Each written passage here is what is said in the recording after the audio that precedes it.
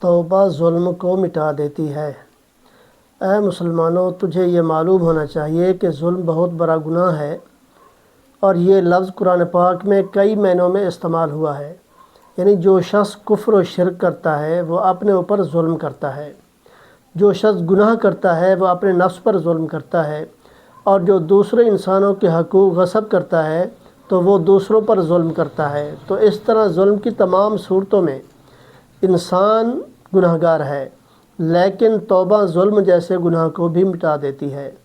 تو اس کے بارے میں قرآن پاک کے اندر ارشاد فرمایا گیا، فَمَن تَابَ مِن بَعْدِ ظُلْمِهِ وَأَصْلَحَ فَإِنَّ اللَّهَ يَتُوبُ عَلَيْهِ إِنَّ اللَّهَ غَفُورٌ رَحِيمٌ۔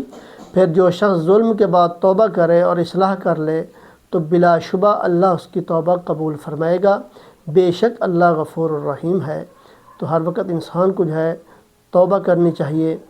جب بھی کوئی انسان گناہ کر لیتا ہے، اگر نہیں بھی کرتا تو پھر بھی توبہ ہوتے رہیں، پتہ نہیں کس موڑ پر جو ہے زندگی ختم ہو جائے، تو اس لیے ہر وقت جو ہے توبہ استغفار کرتے رہیں۔ دعا ہے اللہ تعالیٰ عمل کی توفیق عطا فرمائے۔